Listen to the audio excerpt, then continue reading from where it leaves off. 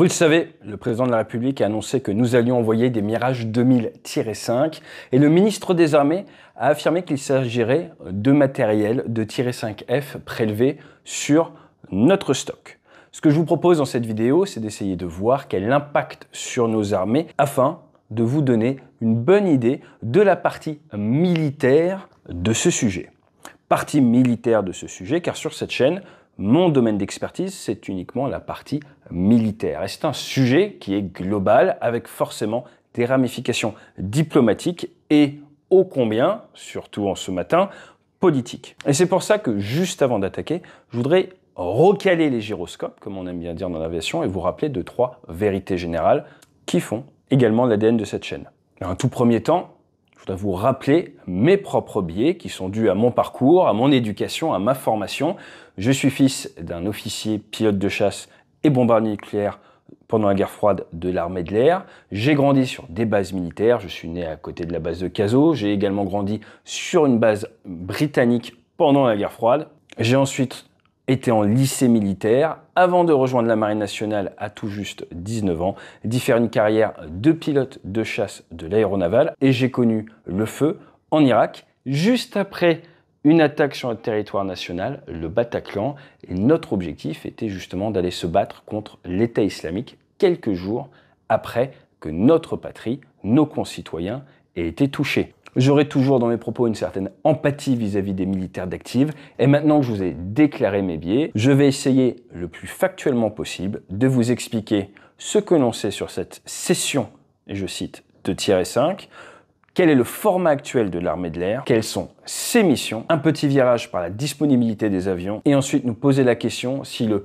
tout Rafale, comme on peut l'entendre sur certains plateaux ou dans certaines radios, va résoudre tous les problèmes et nous empêcher d'avoir un trou capacitaire.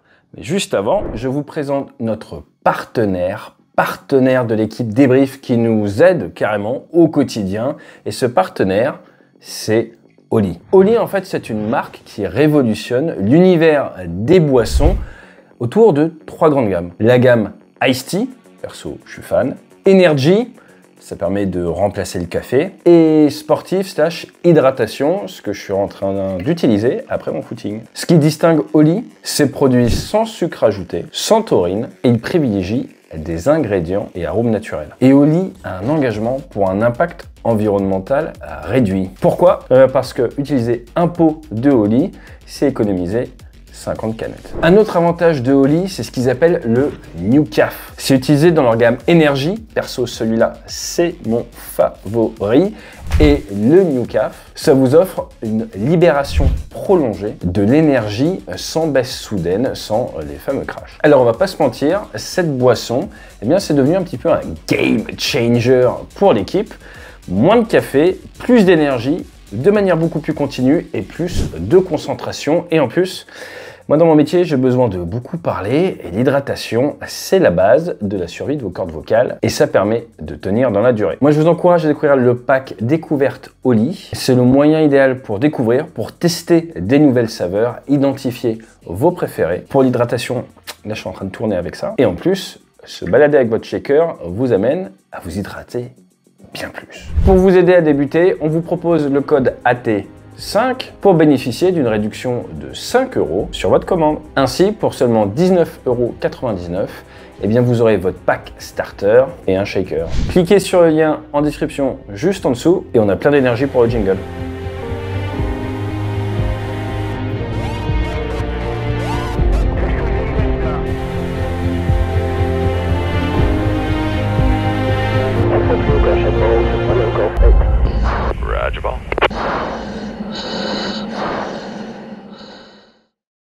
Ce que l'on sait des Mirage 2000-5 pour faire des missions de défense aérienne, de protection du territoire, devraient être cédés aux Ukrainiens sous 5 à 6 mois, les premiers avant la fin de l'année.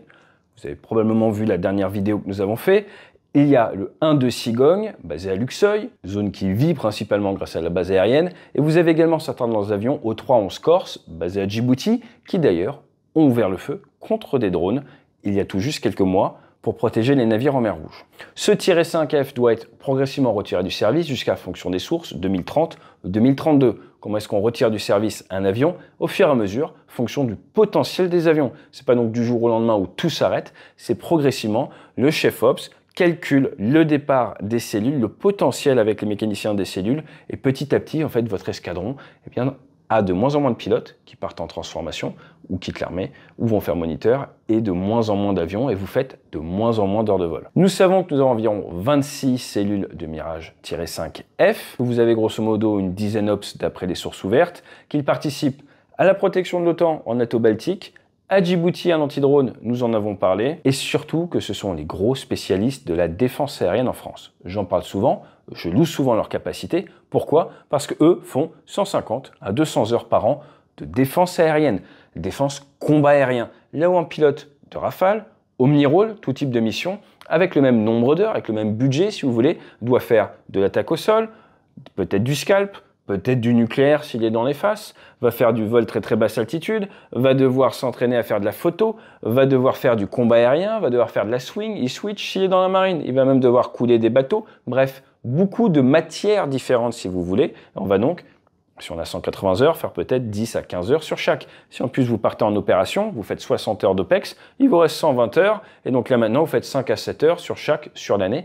C'est pas énorme. Là où vos camarades, eux, ils auront fait 150, 180 heures de défense aérienne. Vous aurez peut-être fait 10, 15 heures dans l'année sur Rafale Omnirole. Donc, la mémoire, la culture de l'RR, c'est les -5.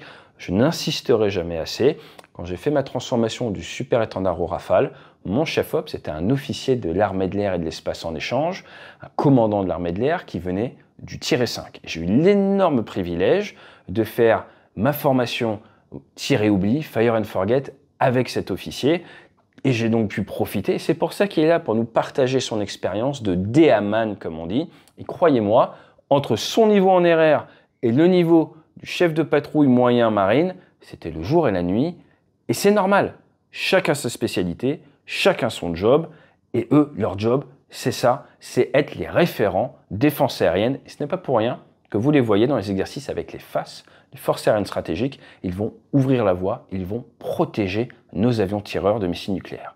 Une fois que ça s'est dit, des Mirage 2000-5, il y en a d'autres. Il y en a en Grèce, il y en a au Qatar, vous avez les -9 qui sont des sortes de mini Rafale également aux Émirats Arabes Unis, où nous avons vendu le contrat du siècle, énormément de Rafale, qui devrait arriver à partir de 2026. Et donc là, si on prend un tout petit peu de recul, et si on met un peu de côté les mots du MINARM, on se dit, il y a peut-être du transfert de cellules possible, du rachat, du j'en prends d'un côté, je récupère de l'autre. Bref, il y a des choses que l'on ne sait pas. Et ça, c'est un autre point important. Le militaire, son job, c'est faire la mission. J'étais en vaisseau, mon job, c'était faire la mission avec les moyens alloués. À l'heure actuelle, l'armée, si le décideur, président, politique, dit « vous devez donner des -5 à l'Ukraine », le job du militaire, c'est dire « à vos ordres, monsieur le président », et tu trouves une solution. La problématique, c'est que plus ça va, moins on a de matériel, plus c'est compliqué. Donc le militaire de base, en off, il va dire « ah, j'ai jamais assez de moyens ». Et dans l'armée française, on est très axé sur le « j'ai pas assez de moyens ». Et c'est vrai que nos moyens ne font que diminuer. Néanmoins, ce n'est pas parce qu'on dit ça qu'on ne fait pas le job. On s'est engagé pour faire un job et on le fera jusqu'à la mort si besoin. C'est pour ça que si vous croisez des militaires, remerciez-les. Aux États-Unis, les gens disent aux militaires d'active « Thank you for your service », merci pour votre service, car n'oubliez pas que ce sont des hommes et des femmes qui ont fait le choix, si besoin, de donner leur vie pour votre sécurité, pour votre liberté. Pour terminer sur les -5, ce sont oui des avions d'RR, vous pouvez mettre Simica, on en a parlé dessus, mais on peut également réfléchir à les transformer pour mettre par exemple, du scalp, faire des renforts. Je ne dis pas que c'est facile, mais tout est possible. Les Ukrainiens nous l'ont prouvé en adaptant des scalps au Sukhoi 24, des A2SM. Bref, sky is the limit. À partir du moment où vous n'avez plus à respecter forcément la navigabilité, tout ce qui est règles civiles que l'on utilise dans l'armée pour la navigation de nos aéronefs, s'assurer que c'est droit de voler, je ne pense pas qu'en Ukraine ils fassent tout ça. Ça vous ouvre un champ de possibles qui est un vrai bonheur pour les ingénieurs, les mécaniciens, mais également les pilotes. Donc tuner des -5 pour tirer de l'A2SM, pour tirer du scalp, si le Sukhoi 24 y arrive, si le Mirage 2000D y arrive, oui, il y aura des renforts à faire, mais pourquoi pas? Encore une fois, nous ne sommes pas tant de paix dans ce cadre-là, ce qui ouvre d'autres possibilités auxquelles nous sommes moins habitués en français dans le texte, les Ukrainiens peuvent être agiles avec les Mirage 2000. Les Français, au-dessus du territoire national, on ne fait pas ce qu'on veut avec le matériel, il y a de la réglementation. Le format de l'armée de l'air et de l'espace, 36 000 hommes et femmes, 7 000 officiers, 5 200 civils, formés tout ça en 1934, 170 000 heures de vol par an. Et vous aviez, en 1982, pour 55 millions de Français, 575 avions de chasse. En 2018, on en avait 200 pour 60 millions de Français. À l'heure actuelle, vous avez 100 Rafales dans l'armée de l'air. Vous avez tout ce qui est force aérienne stratégique avec le COFAS, c'est la 4e escadre. Saint-Dizier, 1-4 Gascogne, 2-4 Lafayette, nous voilà. 3-4, la transformation avec l'Aquitaine. Des biplaces, pilote et NOSA, navigateur officier système d'armes, dont le gros de la mission, leur mandat, c'est d'abord dissuasion nucléaire, mise en œuvre de la SMP-A-R. Ensuite, derrière, on peut faire de l'air-sol, on peut faire de l'air-air, on peut faire autre chose.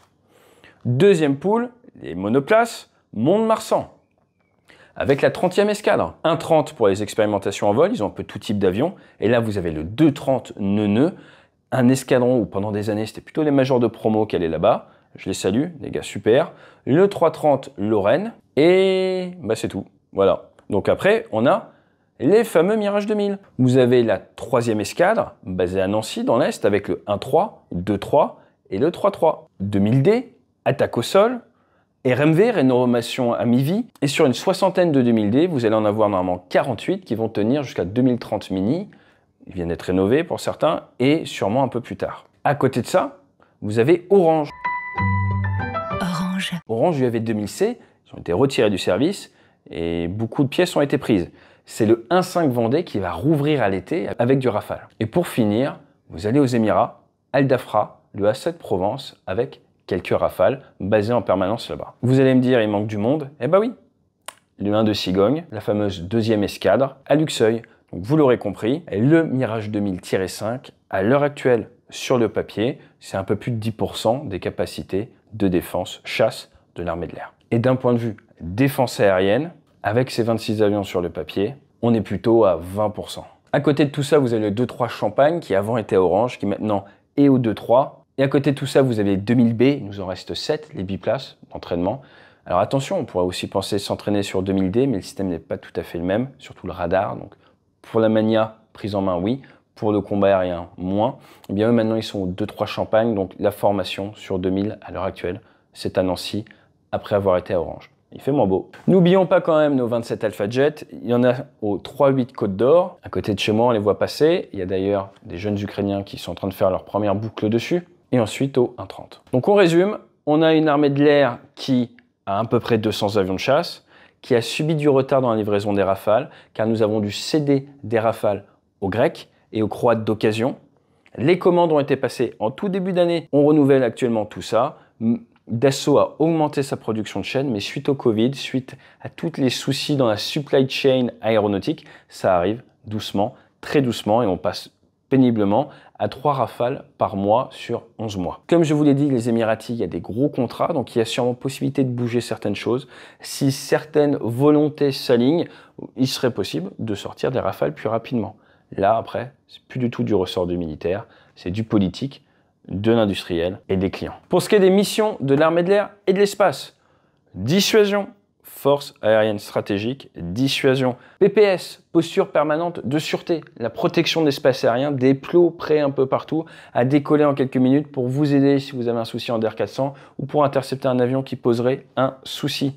Je vous rappelle qu'en 2022, il y a eu 331 interceptions, dont 190 de chasseurs. Ça use le potentiel, ça nécessite des avions en alerte, des avions disponibles, qui ne peuvent du coup pas voler et pas être utilisés en déploiement ou pour l'entraînement. Donc on a des avions prêts pour la dissuasion, des avions prêts pour la PPS, et après on a des avions en Jordanie, H5. Rappelez-vous, le président de la République y est passé à Noël dernier. Et c'est depuis 2014, et d'ailleurs, regardez cette photo, ils ont abattu des drones. À partir de là, pour aller sur la disponibilité, 100 Rafales, c'est qu'on nous a autour des 60% de disponibilité au vu des dernières sources ouvertes. Vous avez donc des avions immobilisés pour les FAS, d'autres pour la PPS, d'autres pour H5, d'autres pour les expérimentations F4. Après, vous avez la formation initiale des jeunes pilotes et les transformations qui prennent 1 à 2 ans. Après, derrière, vous avez les montées de compétences en unité, sous-chef de patrouille, et le maintien de compétences opérationnelles pour les personnes dans leur qualif. Donc, vous vous doutez bien que tout ça, ça prend énormément de disponibilité, qu'il ne faudrait pas faire l'erreur de tomber sur un niveau d'entraînement ou un volume d'heures trop bas. L'armée de l'air a déjà été mis à mal avec ce prélèvement des rafales. Néanmoins, comme je vous l'ai dit, le militaire, il obéit, il s'adapte, il fait au mieux pour les intérêts du citoyen de la nation. C'est son job. On est des problème solvers. Alors maintenant, à quoi ça pourrait ressembler tout ça? Ce qu'il faut voir, c'est qu'il n'y a pas 36 manières de faire. Vous avez différentes options. On va dire la formule souple, la formule moyenne et la formule agressive. La formule souple, c'est très simple. C'est un petit peu comme la fin du super étendard. On va dire, on continue quasi normalement le rythme à l'escadron. On va peut-être accélérer la transformation de certains pilotes. On y transférer sur Rafale un peu plus tôt. Et puis, dès qu'on a une cellule qui passe un certain quota d'heures, que de toute façon, on va pas tarder à sortir, on la transfère, elle part pour l'Ukraine. La grande question, c'est comment on fait pour former les Ukrainiens? Le président a parlé d'une coalition. Ce qui serait intelligent, c'est d'avoir une sorte de pool de formation, une sorte d'école pour les 2000 et pourquoi pas récupérer des 2000B ou des 2000-5 biplaces, ou on peut récupérer des avions par exemple à l'export, pourquoi pas au niveau des Grecs, ça serait très intelligent. Si maintenant on rajoute les Ukrainiens dans notre cursus de formation, ça peut embouteiller, ça peut freiner, ça peut réduire nos capacités de défense. Donc ce qu'il faudrait, c'est réussir à ne pas trop être impacté par cette formation, la délocaliser ou la déléguer à quelqu'un, et après, nos cellules vieillissent. Passé un certain heure, on les retire un peu plus tôt du service, mais progressivement, petit à petit, j'ai presque envie de vous dire une par une. Indolore pour nos capacités de défense, par contre, effet militaire pas très présent, voire assez risible pour ce qui est d'aider les Ukrainiens. La formule moyenne, c'est on décide de faire la transition un peu plus tôt, auquel cas il faut avoir peut-être négocié au niveau de Rafale, où on accepte un petit trou capacitaire au moment où on les expliquait encore, dans 2-3 ans, que c'est peut-être là où les Russes vont nous attaquer. Il y a une petite incohérence. Le militaire forcément va dire c'est pas vraiment ce que je recommande, mais commander des nouveaux Rafales ne vous permettra pas de les avoir en temps et en heure pour couper ce trou capacitaire. Il y a un moment, il faut décider. L'idéal serait peut-être de récupérer par exemple des tirets neufs d'autres nations, et pourquoi pas les prendre en remplacement de nos tirets 5. Mais ça, c'est du wishful thinking, on ne sait jamais. L'autre possibilité, c'est de dire, hop, 1, 2, stop, c'est fini, on passe tout ça aux Ukrainiens, le personnel, vous passez tous moniteur, vous formez un groupe de 20 ou 25 Ukrainiens, et en gros, l'escadron qui était français passe maintenant escadron ukrainien. Le chef a décidé, c'est comme ça. Les militaires, ils vont obéir, ils vont faire le job, et derrière, eh bien, ça va avoir un gros impact capacitaire sur l'armée de l'air, puisqu'on vient de dire qu'on va perdre 15-20% de nos capacités de défense aérienne. Donc là, ça serait non aligné à la volonté du président, il y a encore quelques mois, qui disait qu'il ne souhaitait pas affaiblir les défenses militaires françaises. Vous, les politiciens, vous êtes vraiment méchants. Donc en résumé, on est soit sur du symbolique, soit sur de l'impactant pour les forces françaises. Dans tous les cas, nos décideurs en ont conscience, les militaires également, et ils feront tout pour faire en sorte que nos capacités de défense soient le moins impactées possible, ça c'est sûr. Et c'est là où on arrive au tout Rafale. Est-ce que le tout Rafale est la solution magique dont on entend parler? C'est désormais l'armée française, l'armée de l'air ne veut plus utiliser de Mirage, on n'est que sur du Rafale, donc c'est assez symbolique, je crois qu'il n'y en a qu'une 50aine aujourd'hui en service. Eh bien ça dépend. Si on accélère un petit peu l'arrivée des Rafales, par un accord peut-être avec le constructeur, qu'on anticipe 2 ans avant, qu'on envoie, qu'on commence à faire nos transformations de pilotes de 2000-5 sur Rafale, il y a possibilité de faire quelque chose qui fonctionne bien. Maintenant, si on bourrine et qu'on dit pouf, là on arrête le 1-2, j'exagère un petit peu, et on passe sous 2 ans la totale aux Ukrainiens, là vous allez avoir un vrai impact. Maintenant, le point qui est intéressant, c'est le point suivant. Dans l'aviation, un bon pilote de chasse, d'aviation légère de ligne, c'est quelqu'un qui est devant l'avion, qui est dans l'anticipation. Là, je suis en Suisse, au moment où je tourne, on a eu un énorme orage tout à l'heure. Si vous êtes en train de piloter et que vous voyez un grand orage devant vous, vous faites 5 degrés droite, vous l'anticipez, aucun souci. Si maintenant vous attendez d'entrer dans l'orage pour lever la tête, vous rendre compte que vous êtes au milieu de l'orage, vous allez avoir des soucis. Et en fait, le militaire est formé à anticiper les problèmes. Et c'est pour ça que sur cette chaîne, on est souvent, je ne vais pas envie de dire critique, mais sans compromis, parce que c'est ce qui vous permet de survivre sur le champ de bataille. C'est un lieu qui ne pardonne pas. Tout comme le ciel, l'aviation est un lieu qui ne pardonne pas. Vous devez être dans l'anticipation. Si vous vous réveillez au milieu d'un orage, votre carrière ne va pas durer très longtemps. À partir de là, il faut développer un état d'esprit de la recherche de la petite bête, de manière à voir ce qui pourrait être problématique, l'intellectualiser et trouver une parade. Et c'est comme ça que le militaire fonctionne. Si on lui dit qu'il faut livrer les 2000-5, il va livrer. Si on lui dit l'objectif est d'aider l'État ukrainien à mettre en place une armée costaud, il va dire il faut former un maximum de pilotes en retrait, et puis après derrière créer différentes coalitions avec du type de matériel qui va pouvoir monter en puissance sous 2-3 ans, mais la priorité c'est de la RH, on va créer une grosse école de formation, une sorte de Top Gun, bref, il va trouver des solutions à force de proposition au vu des moyens qui lui sont alloués. Là où ça ne pardonne pas, c'est quand on est dans la réaction. Alors pour terminer cette vidéo, 2-3 petits chiffres. En 1939, les États-Unis ont fabriqué 2141 aéronefs. En 1941, 2 ans après, 18 466. En gros, en 2 ans, ils ont fait x8 sur leur capacité de production d'avions. Ça fait 2 ans que nous avons annoncé que nous passions en économie de guerre. Nous n'avons pas fait x8 sur nos capacités de production. Entre 1941 et 1944, les États-Unis sont passés de 18 466 avions à 96 270 avions produits. Pour rappel, de 1939 à 1941, les États-Unis n'étaient pas en guerre. 1941 à 1944, ils étaient en guerre. Vous voyez la force de l'accélération. Il y a une grosse différence entre l'aviation de la Seconde Guerre mondiale et l'aviation moderne. À l'époque, former des pilotes, créer des avions, ça allait vite. Maintenant, former des pilotes, créer des avions, c'est extrêmement lent. Vous avez, alors qu'on est dans un monde qui va très vite, beaucoup plus d'inertie entre le moment où vous prenez la décision et le moment où vous avez des pilotes opérationnels dans un avion. Entre le moment où vous allez commander un avion ou décider d'augmenter le volume de votre armée de l'air et le moment où vraiment vous aurez vos capacités, avec le Rafale, faut penser 8 à 10 ans. Car on va dire vraiment extrême, 3 à 5 ans. Pas moins. C'est illusoire de croire moins. Ça fait 2 ans et demi qu'il y a la guerre aux frontières de l'Europe. Il n'y a eu aucune annonce sur une volonté réelle d'augmenter les capacités de l'armée de l'air. Et avec ce qu'on a appris ces derniers jours, la communication est même plutôt à l'opposé. Et c'est là qu'il y a un petit point intéressant à intellectualiser. Pour le militaire ou l'homme d'action, généralement, les priorités, la chronologie, c'est d'abord j'agis, je fais mon acte, et ensuite derrière, éventuellement, je communique. Ça nous a donné Pearl Harbor, Barbarossa, le débarquement, ou même la mort de Ben Laden. Après des échanges de coups de feu, ils ont tué Oussama Ben Laden et ont pris son corps. Ce que nous voyons depuis 2 ans et demi, c'est plutôt de la communication et après éventuellement des actes. Ça nous a donné une contre-offensive ukrainienne auquel les Russes s'attendaient et ensuite une multitude d'annonces qui permet aux Russes de savoir plus ou moins en temps réel exactement quel type de matériel arrive sur la ligne de front. Pour le résultat que vous connaissez tous. Alors comme vous le savez, les pilotes, les aviateurs, nous sommes des héritiers de la cavalerie. C'est pour ça qu'on monte à gauche dans un avion. Parce qu'on monte à gauche sur un cheval, à cause du sabre. Je voudrais vous laisser avec une petite image, une petite métaphore pour être sûr que l'on se comprenne bien. La métaphore est la suivante. Si vous devez attaquer des adversaires, que ces derniers ont des arcs et que vous êtes à cheval, est-ce qu'à votre avis, il est plus efficace d'envoyer une centaine de cavaliers, puis 10 cavaliers toutes les 5 minutes? Est-ce que vous pensez vraiment que vous aurez la masse critique pour pouvoir atteindre le point de transformation qui est celui du contact contre les archers et passer? Ou est-ce que vous pensez que vous êtes amené à perdre, éroder progressivement vos ressources humaines, vos ressources matérielles, avec peut-être une capacité de régénération qui est inférieure à vos pertes? Toute la difficulté est là.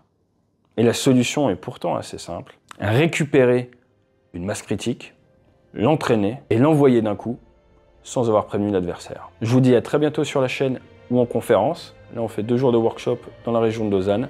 N'hésitez pas à vous abonner et fly safe.